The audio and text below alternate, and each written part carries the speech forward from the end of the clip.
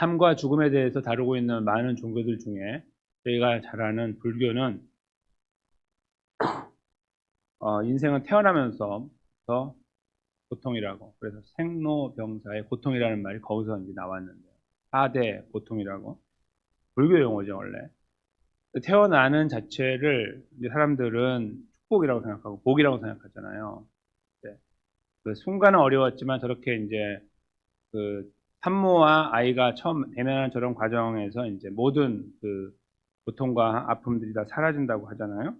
경험하신 분들 이제 아시지만. 근데 저런 귀하고 복돼 보이는 순간들조차도 이제 불교에서는 고통이라고 말해요. 저 과정이 고통이 아니라 태어나는 자체. 그래서 이제 그 논리를 잘 따라가면 그렇게 되는 거예요. 왜 그 태어나는 거는 고통이냐? 이렇게 사람들이 이제 물어보잖아요. 그러면은 설명이 이렇게 되는 거예요. 늙는 거, 병드는 거, 그리고 죽는 거가 다 태어나면서 시작됐다고 하는 거예요. 그러니까 그럴싸한데 상당히 어폐가 있는 말이죠. 그러면 태어나지 말아야 될 거 아니에요. 그냥 무가 딱 돼. 아무것도 없어야 된다는 뜻이에요. 잘 생각해 보시면. 생 자체가 고통의 시작이기 때문에 태어나면 안 된다는 뜻이에요. 잘 따져보면.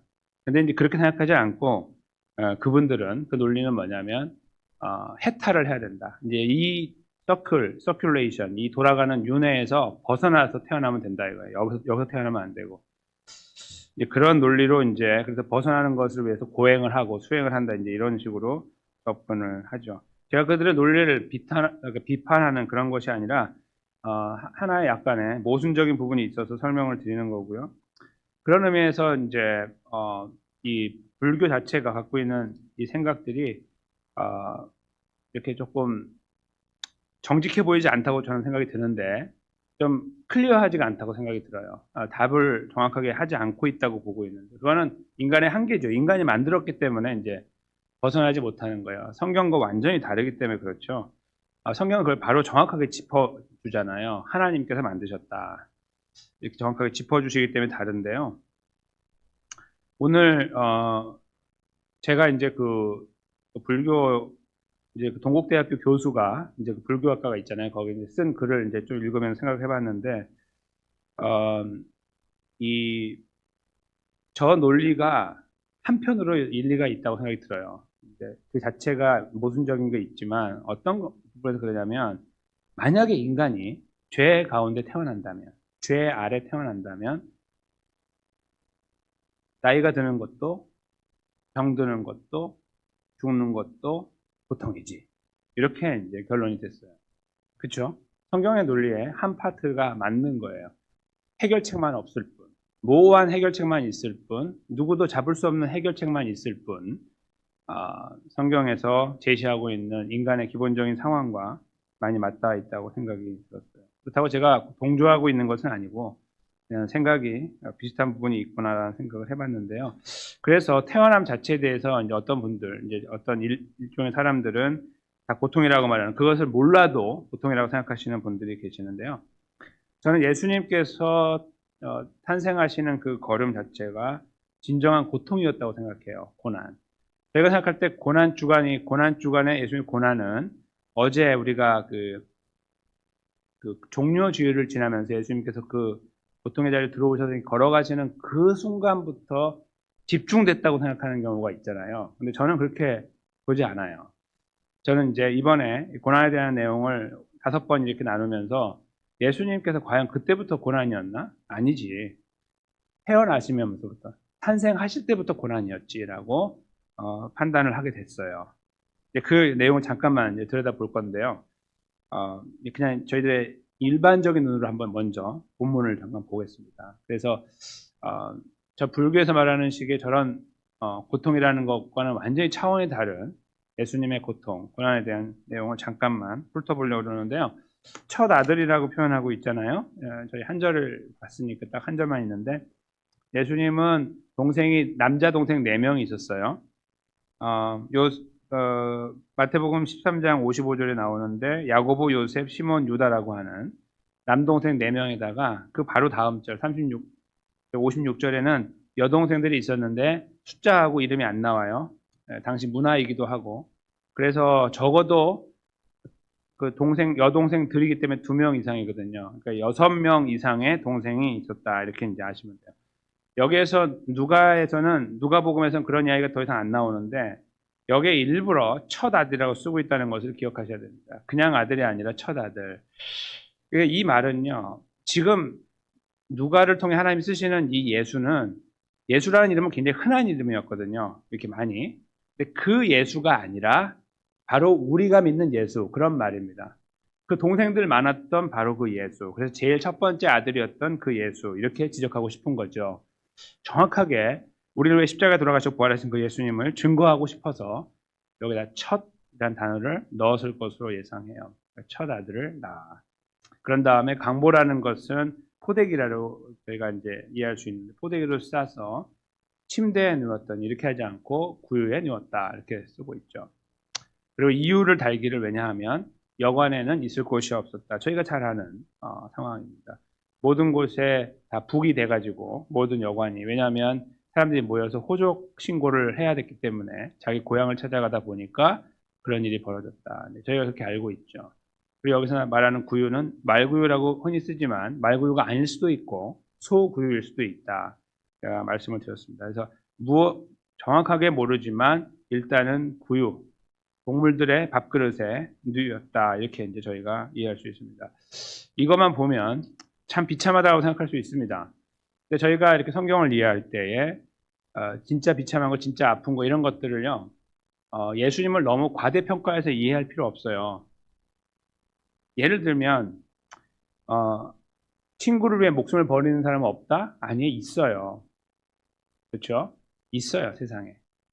그리고 사랑하는 사람의 목숨 버리는 사람이 더 많고 조금 바꿔서 보면 어떤 사람은 정말 극도의 어떤 사람은 원수를 위해 죽을 수도 있을 거예요. 저는 그렇게 생각합니다. 예수님이 그렇게 하신 것에 대한 과대평가는 필요 없다고 저는 생각해요. 그거는 사실 한쪽 눈을 멀게 만드는 거거든요. 예수님을 이렇게 너무 한쪽으로 치켜 세우는 어떤 그런 거예요. 그렇게 보면 안 돼요. 있는 그대로 보면서 그 안에 의미를 찾아야 되거든요. 예수님께서는 여기에 딱 봤을 때 되게 비참해요. 그렇죠? 그러니까 불교에서 말하는 태어남 자체가 비참하다가 고통이라고 말하는 것과 좀 다른데 상황을 좀 봐라. 얼마나 비참하냐 이렇게 생각할 수 있거든요. 그렇게까지. 그래서 여기서 태어나신 분들 중에 구유에 누인 분들 있어요? 이렇게 물어보는 거 있잖아요. 예수님은 그랬습니다. 얼마나 비참합니까? 이렇게 평가하는 것은 옳지 않다는 거예요.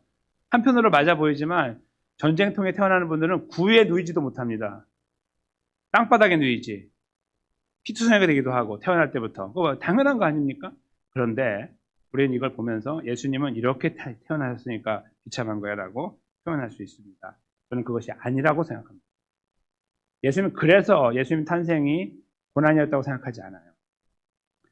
왜냐면요, 예수님은 태어나지 않으셔도 됐으니까. 첫째로. 그렇죠? 왜 탄생하셨습니까? 우리의 문제를 해결하고 우리를 구원하기 위해 태어나셨어요. 또 하나가 있는데요. 그거는 예수님은 이렇게 어린아이로 오실 필요도 없었어요. 하나님이시잖아요. 누가 뭐라고 합니까? 그냥 성의로 내려오셔도 돼요. 하늘에서. 아무도 뭐라고 하지 않아요. 그렇죠? 근데 예수님은 그런 방법을 택하지 않고 피조물인 하나님께서 만드신 그 존재가 되셨다는 것 자체가 바로 고난인 거죠. 그거 자체가 비참한 거예요. 그 성삼위 하나님께서 만드신 이 우주의 민물보다 저 작은 그 지구 안에 인간으로 오신 그 자체가 비참합니다. 그렇게 읽어야 된다고 생각합니다. 근데 예수님께서 그렇게 오신 이유는 히브리서 4장 15절 말씀을 이루기 위함이셨어요. 그러니까 저렇게 소위 비참하다고 하면 아픔을 통해서 온다는 이런 상황들을 예수님께서 다 지나가심으로 하여 예수님은 태어나 보신 적 없잖아요. 그냥 내려오셨잖아요. 이렇게 말하는 사람들의 입을 딱 막아버린 거예요. 나도 다 태어나 봤어 이거죠. 예수님이 그 처음부터 같이 하신 거예요. 인생의 처음부터 같이. 그것이 하나님 자신께는 고통과 고난이었던 거죠. 그래서 바로 히브리서 4장 15절에 이렇게 표현하고 있는 거예요. 제가 잠깐 읽어드릴게요. 우리에게는 대제사장은 우리의 연약함을 동정하지 못하는 이가 아니요 모든 일에 우리와 똑같이 시험을 받으신 이로되 죄는 없으시니라. 아멘. 시험이라고 표현한 것은 당연히 유혹을 받는 이런 문제를 말하겠지만 왜 그걸 받습니까? 인간이시니까.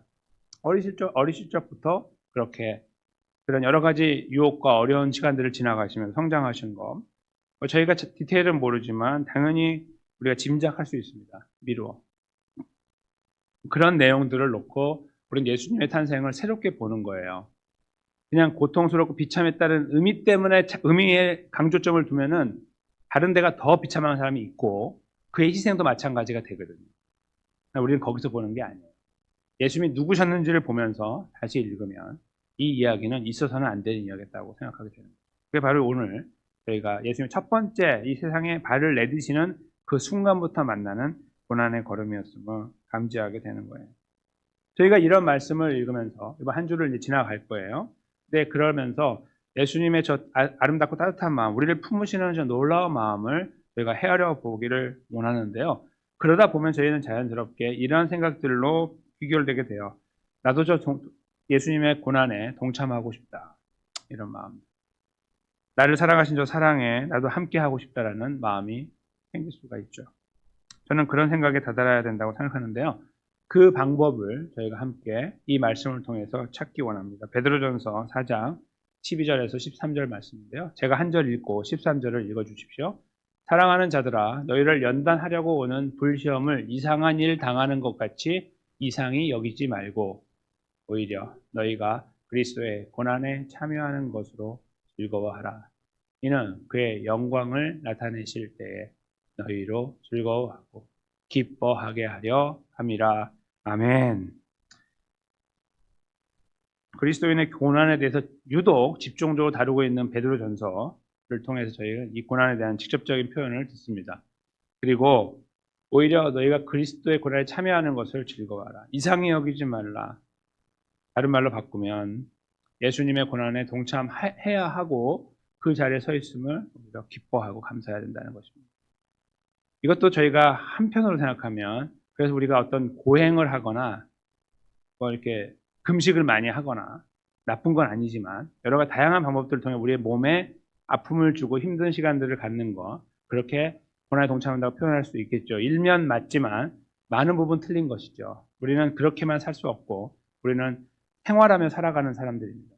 그렇죠? 우리가 만나는 사람들이 있고 대화하는 사람들이 있습니다. 거기에서 우리는 자꾸 이기려고 하고 극복하려고 하고 뭔가 우리 자신을 세워나가려고 하고 고난을 피하려고 하는 것이 인지상정 아니겠습니까? 예수님의 걸음을 이렇게 묵상하고 왜 저렇게 되셨는가, 왜 저렇게 오셨는가에 대해서 나 자신 때문이라고 이 연결고리를 찾는 순간에 오는 감동과 감화가 우리 안에 있을 때 이 고난의 그 예수님의 고난의 걸음을 저희가 생각하면서 걸어가는 이 한 주간의 걸음 속에서 특별히 우리가 마땅히 생각하고 추구해야 되는 걸음도 마음에 새겼으면 좋겠습니다. 바로 이 말씀이죠. 예수님처럼 그분을 따라서 그분이 나 때문에 당하셨던 이 첫 번째 순간부터 날벼락과 같은 이런 엄청난 시간들을 지나가셨던 예수님을 묵상하면서 저 사람의 예수가 아니라 나의 예수, 저 사람의 구원자가 아니라 바로 나의 구원자이신 예수님을 묵상하면서 우리도 그 자리에 서 있음을 소망하고 그리고 혹시라도 그 자리를 우리가 걸어가고 있다면 예수님을 의지해서 고난의 참된 주인 되신 예수님을 의지해서 이 걸음의 자리에 더 깊이 서기를 힘쓰고 주님의 은혜를 구해야 되지 않을까 생각합니다. 오늘 하루를 살아가는 동안에도 예수님의 고난을 깊이 생각하시면서 저 사람 때문이 아니라 나 때문에 당하신 예수님의 이 처절하신 고난의 처음 걸음을 깊이 묵상하는 가운데 주시는 하나님의 은혜가 평강이 여기 계신 모든 분들을 휘어잡아서 오늘 하루도 복되고 힘있게 감사하게 걸어가시게 되시기를 예수님의 이름으로 간절히 축원합니다.